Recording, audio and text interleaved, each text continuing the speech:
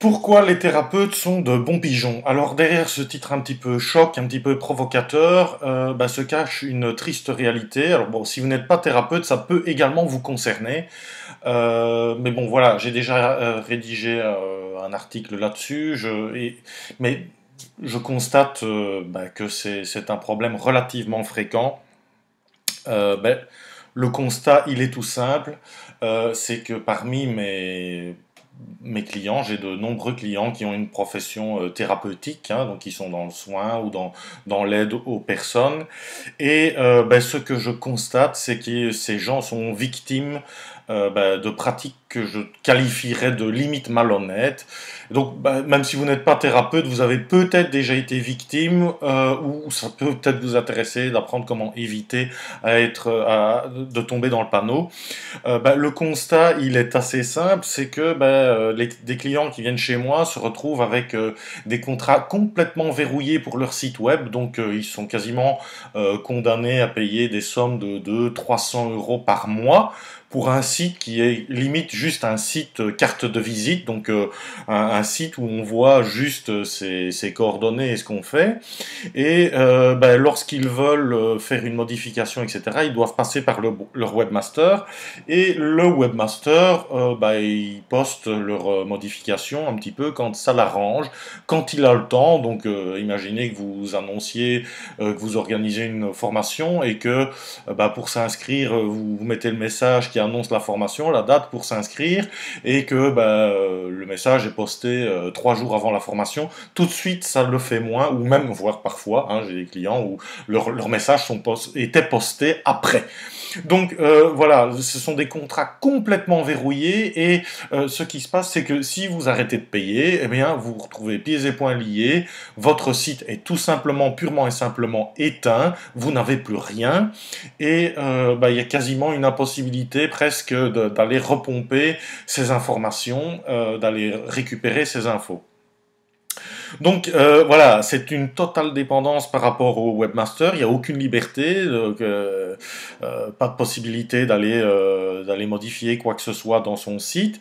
Et bon, voilà, vous perdez l'intégralité de votre texte si vous aviez rédigé des choses, etc. Bon, c'est fini. Donc par rapport à ce constat, je me suis dit, ben voilà, mais quels sont en fait les symptômes? Les symptômes, pourquoi est-ce que je dis les thérapeutes sont de bons pigeons?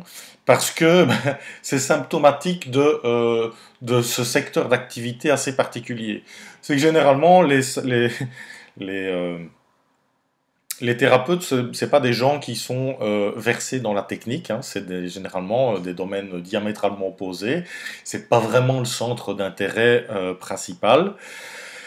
Donc ça, c'est déjà une cause première, et donc la volonté de vouloir totalement déléguer ou de ne pas être au courant des pratiques et de ce qui se fait dans le monde du web, eh bien, ça fait que tout de suite les gens qui sont peu scrupuleux eh bien flairent comme ça les bons pigeons.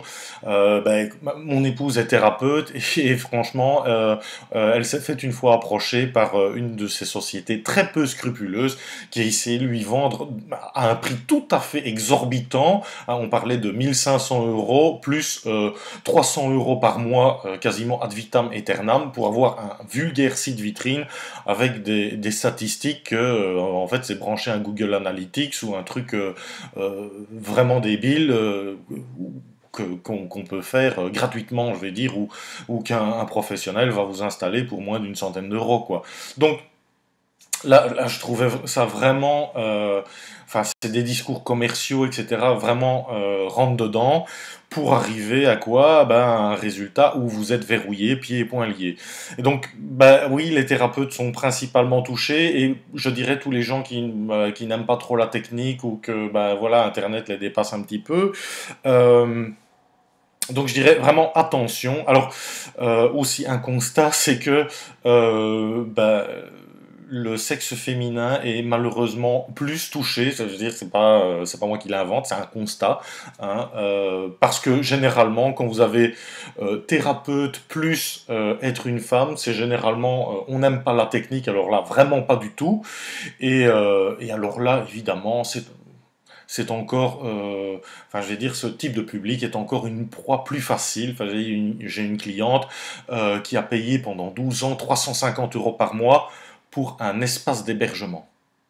Vous avez bien entendu, 350 euros par mois pendant 12 ans pour un espace d'hébergement sans site. Oui. Donc, voilà, moi je m'insurge contre ces pratiques que je trouve particulièrement abusives, et donc voilà, c'est le sujet de cette vidéo, j'ai envie de dire, pour essayer de sensibiliser au maximum. Alors, le traitement, j'ai envie de dire, c'est comment est-ce qu'on peut se prémunir de ça? Comment est-ce qu'on peut sentir venir des gens qui ont des pratiques un petit peu douteuses comme ça? Bon, déjà, si c'est une société de web design ou qui vient chez vous et qui a une politique commerciale un peu agressive, moi je dirais attention.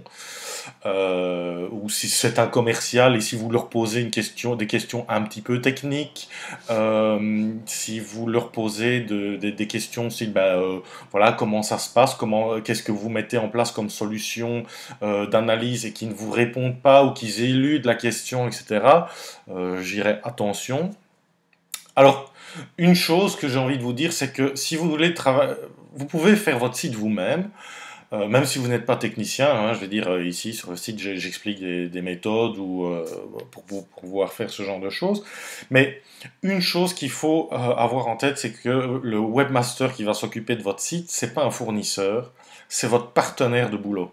Parce que si vous créez un site business, un site d'affaires pour pouvoir développer vos affaires, c'est vraiment votre partenaire, vous allez bosser avec lui. Donc si déjà ça colle pas et si vous voyez que c'est quelqu'un qui essaie de vous fournir en permanence des nouveaux trucs et qui n'est pas là quand il y a des besoins, attention. Donc ça, c'est une première chose. Webmaster égale partenaire.